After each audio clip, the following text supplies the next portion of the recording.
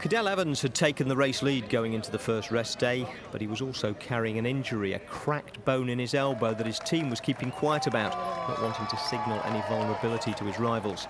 But stage 9 was tough enough to target any vulnerability on its own. Granted, there was a downhill finish to Saint-Jean-de-Maurienne, but only after 66 kilometres of climbing spread over 5 cols, the biggest of them the super category Col de la Madeleine, which is where the action started. 9 kilometres to the top, over 5 miles to climb, and these are for the leaders. And it's Christophe Moreau setting the pace for Luis Leon Sanchez. At the moment, Paul, there's 3 likely winners for me in here, and it's Sanchez, Cunego on the right, and Cassar on the back there. Yeah, but there's still a big battle going on behind her. They're holding on to a good chunk of their advantage. They're still 4.5 minutes ahead of Alexander Vinokourov. But going back to the yellow jersey group of Cadel Evansville, it's still hanging in there at around about the 5-minute mark. So they're not pulling back this breakaway quite as easily as they thought. And this man, the former winner of the Tour de France, Carlos Sastre, he looks like he's done. Well, he was pleased with his first day in the Alps when on the way to Avoriaz, but today is another day here, and he's cooling himself down. It is very, very hot on the mountain today, and he has been distanced by the peloton.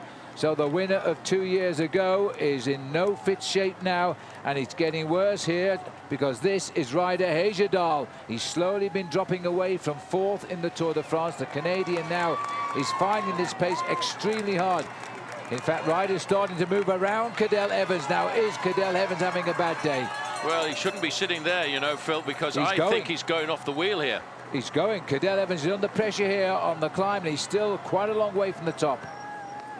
Well, he doesn't need to panic at the moment. He just needs to stay in contact with this group, ride at his own pace, but he shouldn't be riding that far down the line, certainly on the slopes of this climb, because we've still got a long way to go to the top. I make it still around about 10 kilometers to the summit of this climb. Well, Christophe Moreau's done his job for Luis Leon Sanchez, and he now is just going to have to try and survive to the top of this climb. Well, there's only 4 riders remain at the front end of the group now. Luis Leon Sanchez, Damiano Cunego, Anthony Charteau, and Sandy Cassar. Well, it sounds that the race radio is now cracking. This is Cadel Evans has cracked in the yellow jersey here. Now, this is a massive surprise. His team has done a great job for him this afternoon, and he has faltered. But there's still a lot of riders left in that group, and Evans cannot follow. And look at this now. The reason Cadel Evans has cracked big time is they've spotted the weakness, and the pace has been lifted by Astana. Well, Phil, the team obviously believed in him. They did all of the pacemaking, but he's obviously having a bad day. I've told you so many times throughout history that there's always a strange reaction to the body the day after a rest day, and I wonder if that's what it is for this man, Cadel Evans. He is faltered, and he's left so many other riders in front of him. He must be having just one of those days which the French call un journée sans, a day with nothing left in your body. It's happened before when he led the Giro d'Italia, and he lost his jersey the next day in that as well. He blamed hunger then. There's the King of the Mountains caught now, Jerome Fino. But this is a good ride by Levi. Levi is locked into Astana and following them well. And amazingly, Lance Armstrong is in what is now becoming a very elite group here. It only goes to prove that Armstrong is where he is because of bad luck and not bad form. This is Team Astana now really starting to light up the road. In fact, Armstrong has disappeared from this group. He's popped off the back.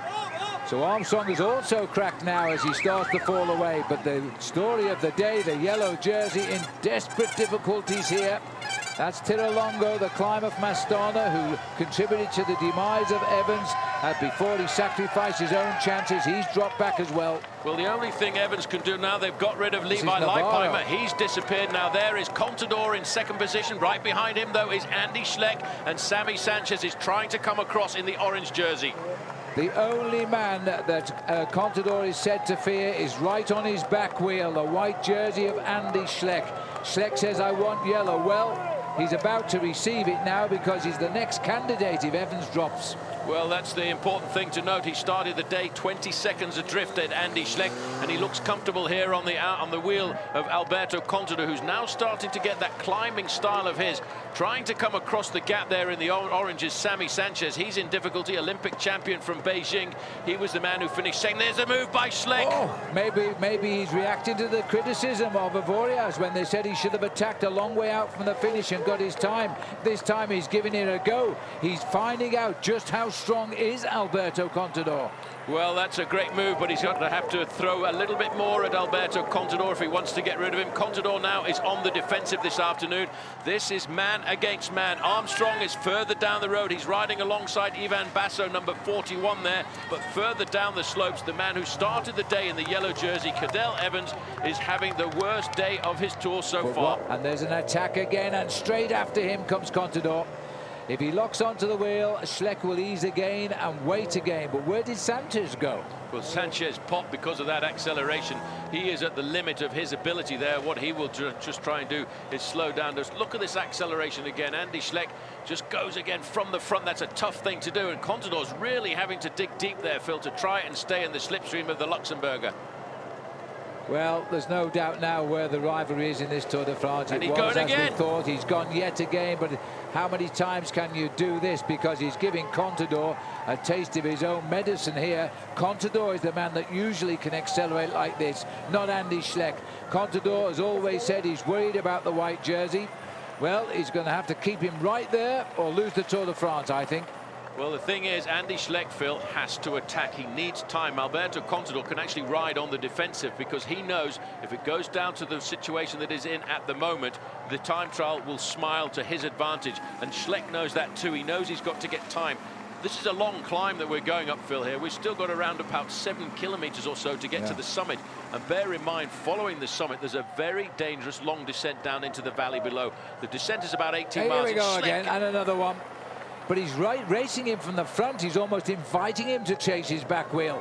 Contador just concentrating on the back brakes of Schleck's saddle, and he just holds that wheel. He's not under too much pressure right now, but Schleck this time is going to hurt him a bit more. Well, he's hurting him a bit more, but Contador's looking more and more comfortable in his response to these attacks.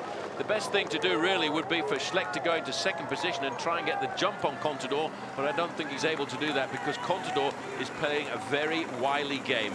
Well, we still have 6 kilometers to climb. Now, our cameras are staying with the battle here for leadership of the Tour de France, and we're not going back up with the leaders who are actually on the road at the moment and are down to 3. Luis Leon Sanchez, Sandy Cassar, and I've forgotten the third one already. My mind's gone blank. There's 3 of them. Thank you, Chateau. As they're up there at the front at the moment. But these two now, looking at our computers here, are closing in all of the time.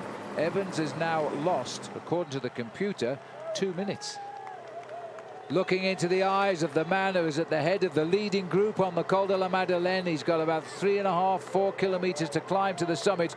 Luis Leon Sanchez racing for the yellow jersey and the stage win, but the reaction now, Jens Voigt was with the break. He's fallen back and he's now giving his last amount of strength to his teammate in white, Andy Schleck. There's a select group behind these containing Ivan Basso. There they are. As they're tagged onto the back now, Vinokourov. In here too is Lance Armstrong, Jurgen van den Broek, the Belgian, but sadly to say, there is no Bradley Wiggins here. Well, just catching now Jérôme Pinault as he starts to slip backwards. Cadel Evans is getting into a little bit more of a rhythm now. As I said, Philly, he mustn't panic on a situation like this. You can have a bad day any time during the Tour de France, but followed by the bad days, you can have good ones as well. But look at the face here on Jens Voigt. He really is doing something special today, once again. 1 kilometer to go to the summit. It is 4 leaders. There you can see Damiano Cunego has recovered and got himself back into this group. Now, these guys, if they go over the top of this climb, Phil, with a couple of minutes advantage, they should have enough time to stay clear to the finish. But in this group behind, Jens Voigt is a pretty good descender too, and he may well be able to take advantage of the descent to pull his team leader, Andy Schleck, down towards the leading group of 4. Now, it's going to be an incredible descent off this mountain. 32 kilometers to go on the way down. These boys are going to have to take some risk. So over the top of the Col de la Madeleine now, and it looks as though Jens is just going to fight. This man doesn't know the word give up. He knows if he can just hold on to them till it tilts downwards, he will go back to their side. Contador trying to get rid of Jens Voigt now. doesn't want any complications. He's almost stopped down there, Jens Voigt. He's got no more legs left for this climb. That's the only reason he couldn't stay with the group, Phil. He had nothing left in the tank. He gave everything he could over a couple of kilometres. That was the reason why he was in that breakaway in the early part of the day, to help Andy Schleck for a couple of kilometres on the slopes of this climb. Perfect tactics. They worked on this occasion. Now Contador showing us why he is regarded as one of the best climbers in the world. He's looking for 2 minutes on that leading group of 4, but what he and Andy Schleck are doing now is putting time between themselves and everybody else in the Tour de France this afternoon. Well, the only good news for Jerome Pino is the order over the top of Chateau, Cunigo, Sanchez and Cassar. They're not really scoring in the King of the Mountains, so he'll still keep in the lead. Little shake of the head there by Alberto Contador saying, come on, your turn, come up to the front. The Australian flags fly proudly down on the slopes, but they're going to have to wait a little while now before Cadel Evans comes up. Sadly, the pressure of the Maillot Jaune has hit him hard very early on. Listen to this crowd as they continue to climb. They're watching two of the best bike riders in the world right now, Alberto Contador and Andy Schleck. Well, it's 10-10 at the moment for these two guys, and neither one of them showing any sign of weakness. Andy Schleck has tried everything he could, and he's going to have to wait now, I think, Phil. Once we go over the top here of the Col de la Madeleine, he's going to have to wait until we get down to the Pyrenees to try and challenge once more Alberto Contador. But Contador is proving that he's up for the game. Everything was right this year as Andy Schleck just goes over the top to say, I'll have a few of those points myself, just in case. Just in case. Well, watch out for Sammy Sanchez, because as I said earlier, Phil, he's a very good descender, one of the best descenders in the main field, and he can probably pull back a 30 or 40-second deficit on the early corners of this descent. Well, who knows how close together these riders are going to be. And the man on the top of the mountain to give him a drink, so he's fueled up for the way down. This is Levi coming up now, and they also can descend, these boys. And they've got to make a pretty quick descent now. They must try and bridge up to Contador and Schleck and Sanchez. Well, the two riders from Rabobank in there, Gesink and Menchov, are extremely good bike riders, and this is going to be very good, Phil, this afternoon for the position at the top of the team classification of Team Rabobank. This is the Basso, Van den Broek, Armstrong group coming up to the top of the mountain right now. Not a lot in it. They also can make progress on the way down. Kevin De Weert in there as well for Quick-Step. He's having a fine ride through the mountains. So Quick-Step from a team that weren't sure what their tactics were going to be in this Tour de France are actually already starting to get something out of it rather special, as Basso is doing a great job here, sitting on the front there in Liquigas. He crests the top of the climb. Now it's the start of the very, very long descent. These are the four leaders. 25 kilometers to go for them now as they slam the anchors on for the hairpin bend. So as they continue to go down, that is Sandy Cassar on the way down now. Anthony Chateau, then Damiano Cunigo. They call him the Little Prince. And then at the back here, Luis Leon Sanchez, who was the leader on the road. Now he's shaking out that lactic acid. He's planning on victory at the finish. I should think they'll hold off, but you never know. There's still a long way to go. This is Samuel Sanchez, also just checking on the descent, trying to see if he can see any flying wheels in front of him. Big wide road descent at the moment down the Col de la Madeleine, but he certainly is, he's not the best of descenders, Paul. He's really fighting this one. Alberto Contador is really going like a madman down this descent here, getting down into that very low tuck position there, the kind of position which is usually adopted by a ski racer. And Andy Schleck here is just quite happy to control and make sure that he stays in contact on the descent. The yellow jersey arrives at the summit of the Col de la Madeleine. He's lost an awful lot of time. It's 9 minutes since the leaders went over, so he's conceding around about 7 minutes, I think it is, to the two men that matter. Anyway, Steve Morabiti leads over Cadel Evans, 9:37 down on the leaders. Well, this is Sanchez. He's trying to desperately get back on terms with the two up front. These two have now caught Moreau. So there's three of them on the way down. Well, and they are moving fast. Yeah, Moreau won't do anything at all here. Once he finds himself getting caught by these two riders, he'll just sit in the slipstream because he's got the advantage of having Luis Leon Sanchez in the leading group of four. So he's got a nice, comfortable ride to the finish, while these two guys have still got to keep trying and try to hold off Sammy Sanchez, the Olympic champion, who's still looking to pull back around about 20 seconds. These are the leaders now, running away from the Col de la Madeleine, heading down towards the Valley Road, which will bring them to the finishing line. Sandy Cassar's been doing an awful lot of leading down the mountain. No, he has. He's the man who's picked most of the lines around those corners. Second place is Cunego, then it's Anthony Charteau, and Luis Leon Sanchez, who's put a lot of effort into this breakaway this afternoon, is quite happy to take position number 4.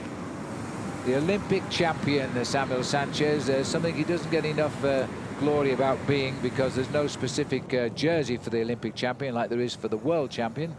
And he's now desperately trying to reach these boys. He's climbing to a good place in the overall tonight as well. It's still the white jersey of the best young rider in the last 2 editions of the Tour de France, going for 3 this time, who will be the next man in yellow tonight, because Paul Cadel-Evans has lost too much time today.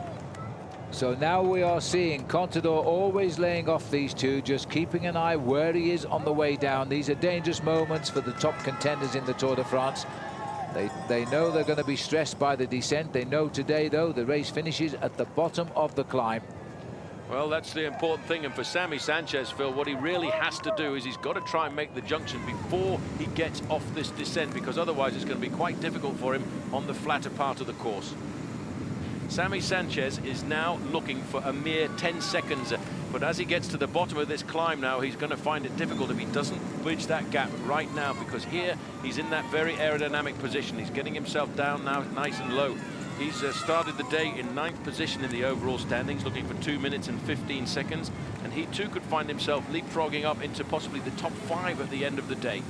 This man is the Olympic champion, a title that he took in Beijing in 2008, jumping over those speed bumps there and making himself take all kinds of risks to try and make the junction with these 3 riders. Schleck is on the front, Contador followed by Christophe Moreau.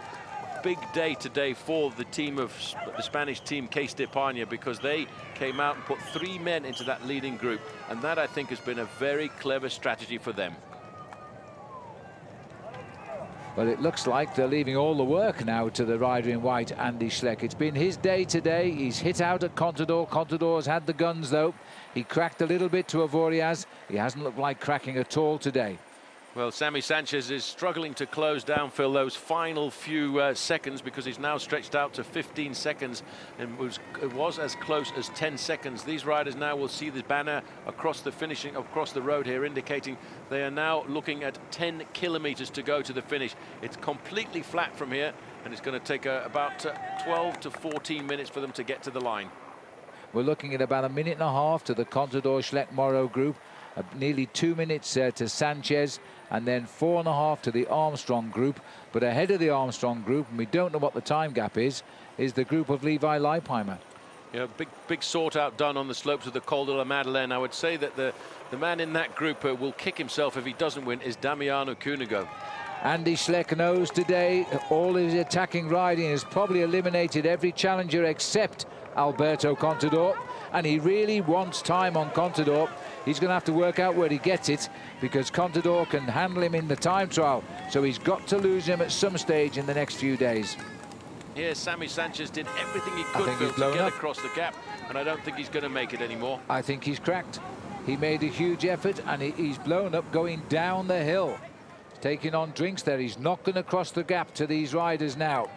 These are the 3 chasers looking at 10 kilometers to go, while up the road are the 4 leaders who can begin to feel safe and start to think how they're going to outwit one another for the finish. It's not an easy finish actually here in Saint-Jean-de-Maurienne. It's slightly uphill, and it's no straightaway. It just sort of bends round to the left as they come up to the line. But the tricky thing is there is that very strange left-hand turn, about 25 meters to go. There is Sammy Sanchez. He's still going to keep trying. Desperately close. So difficult when you're in a situation like that. You can almost touch the yellow car there, but you just can't pull yourself up to it. Oh, know how he must feel. Desperately close to catching, and the legs just said, that's it, I'm out. 10 kilometers to go for Sanchez. The gap is starting to open up. He's got to watch out, because he might well get picked up by the Menchoff Guessing Leipheimer group, which is not that far behind at the moment. He's hurting, Phil. He's going through all kinds of hurt here. He took lots of risks on the descent. He almost came up at one stage. He got to as close as 12 seconds. Yeah. Then all of a sudden, once he got onto the flat part, that's where he started to lose his advantage. But he has to keep riding now, because, as you say, just behind him, he's got the group of Denny Menchoff, Robert Gesink and Levi Leipheimer chasing him. I just wonder, because he keeps grimacing, whether he's got cramp now and his legs are all locking up here. We'll go back up to the group he can't reach, and this is now Contador doing his share of the pacemaking. Schleck happy to take it, and Moreau will not help. He'll sit at the back there and try and even beat them in the sprint, I would think, knowing Christophe Moreau, because he's got his team man up front, Luis Leon Sanchez. Case Dupont could be going into the team lead with this performance today. They very well could be. They had 3 men in that early breakaway, but you know, at the end of the day, Andy Schleck is going to inherit the yellow jersey with a 41-second advantage over Alberto Contador. Now that is not a lot, and he knows it. He knows when we get down to the Pyrenees, he's got to come out and race as he did again today, but he's got to hope that on that occasion he can crack Alberto Contador. I have a feeling that Contador will get better as this race goes on, because he's always said, as far as he's concerned, the most important part of this race is the Pyrenean stages. Camera's gone back to Lance Armstrong's group here. He's probably group 4 on the road right now. Armstrong himself losing his big time. 10 minutes he lost, don't forget, on the climb to Avoriaz, and now poor Cadel Evans in the same boat. He's lost virtually the same amount of time, but for different reasons, I guess, because Lance did crash, and Cadel Evans has just been broken on the climb of the Madeleine. 3 kilometers to the finish now, and Luis Leon Sanchez took a look over his shoulder to see what's going on. He's the man that wants it now, but he's going to have to argue with little Damiano Cunego. Well, he's hovering at the back of this group, and I think he realizes the power of the sprint of Damiano Cunego, and if he's got the legs and he's got a very good ability to time trial, he may well try a jump with around about 1.5 to 2 kilometers to go and hope that the other guys don't get into his slipstream, and that will really then start to put Damiano Cunego on the offensive. But the gap, Phil, is still coming down, because it's now only 36 seconds at 3 kilometers to go. It really is plummeting. 35 seconds, the computer is saying now.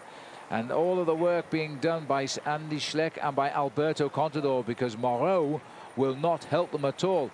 He also can pack a sprint, you know, if they get him up there. And what a turn for the books that would be if this group made the junction inside the final kilometre, and Christophe Moreau, riding his last Tour de France at 39 years of age, came up with a victory. And what a lovely victory it is too. He wears the flashes there, former champion of France himself. He's finished 4th overall in the Tour de France in years gone by. This is 15th time racing around France. He's 1 short of joining the record holder Joop Zoetemelk. Now, the sun is still up in the skies. Sanchez is getting a little bit twitchy here now. Don't blame him. He knows that the only chance he's got of getting the victory here this afternoon is jumping this group with inside the last 1.5 kilometers. Cunego has got to be very attentive. He's the fastest finisher. He's the guy. This sprint finish here, Phil, is perfectly made, tailor-made for man wearing number 201, Damiano Cunego. Slightly uphill, a big power sprint, and then a little turn to the left-hand side. So he will now start to be feeling a little twitchy and looking at getting himself a Tour de France stage victory. Well, they better start thinking quick, Paul. The gap is now 20 seconds. They are coming so quickly, and you know it is uphill too, which will favour the 2 climbers here. And this is all down to the pacemaking of Andy Schleck. They are now at 2 kilometers, and they're just up front. We make it 14 seconds. The computer says 17, and now Andy Schleck has probably said to Contador, we can catch them, let's go. Well, the fact that the final 750 meters are actually uphill could be to the advantage of these 3 chasers. We are looking, after all, Phil, at the 2 strongest men in the Tour de France in 1st and 2nd place in this group, and they know just exactly how to time their effort. I'd have to say, Christophe Moreau just sitting there, he's in the armchair situation here, because he has sat on these riders since they caught him on the descent of the Col de la Madeleine. There they were, just around that corner. Poor old Sammy Sanchez can't quite get in onto the stage of this one. He's under 2 kilometers to go, but I'm afraid he's racing for only 8th place on the road right now. His head rocking a bit on those shoulders, and he could be picked up if he's not careful by the group behind, which contains Levi Leipheimer. There are the 4 riders who'll be run down on the river on the right. They're going under 1 kilometer to go now.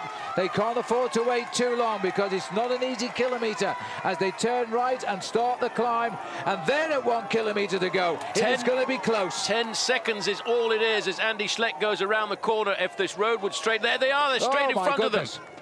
Well, this is going to be, and look, somebody's going to have to make a run at him now. Moreau will not want to do it. He's probably willing his teammate Sanchez to go, go, go.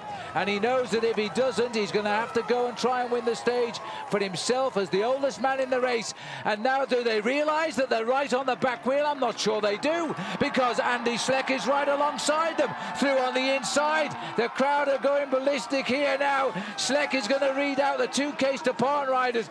Well, they timed the catch, but it wasn't the bunch. It was just 3 riders today as they swing for home now. Which way is this going to go? Well, Damiano Cunego's right up there in the ideal position, Phil. He's a great sprinter. Contador wants to try and get himself a stage victory if he can. The sweeping bend. Look at that, going round the corner. Luis Leon Sanchez tries to get himself into position, but still Damiano Cunego, Phil, is sitting there. The finish is just around the corner there. Well, what an amazing scene here in Saint-Jean-de-Maurienne. A massive, massive crowd. Why did we never come here before? I'll never know. Sandy Cassard is opening up the sprint now. He's got Luis Leon Sanchez on him. Here comes the Petit Prince.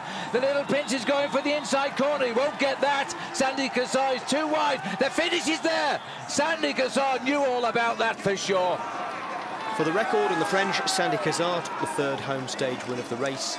For everyone else, the big news of the day was that Andy Schleck had taken over the race lead and that there were now 2 races, the one between him and Contador and the one for 3rd place. That was occupied by the Olympic champion Samuel Sanchez. He and Denis Menchov in 4th were now the only other riders within 3 minutes of the race lead. From there, the gaps only grew. Bradley Wiggins had lost 4.5 minutes and slipped a couple of places to 16th, over 7 minutes down. But the big loser was Cadel Evans, down from 1st to 18th at 7 minutes 47. He was in tears at the finish. His team belatedly released news of his injury, but Cadel wasn't hiding behind it. I'm sorry to, everything was going so good. I'm just so sorry to let them all down. So Andy Schleck moved up 1 place to take the first yellow jersey of his career. But with his weak spot, the final time trial still to come, he knew he still needed to attack as though he was in 2nd place if he wanted to distance Alberto Contador. You had a good look at Alberto Contador today. Do you feel like you've got the better of him, and when you want to, you can really put time into him? Well, it was not the case today. I attacked a few times and then, I really had to stop it because I didn't want to drop myself because I was really on the limit one moment and I felt really good and suddenly I didn't feel good anymore. So it's hard to say. But different is last year he dropped me wherever he wanted, and this year, he's scared of me.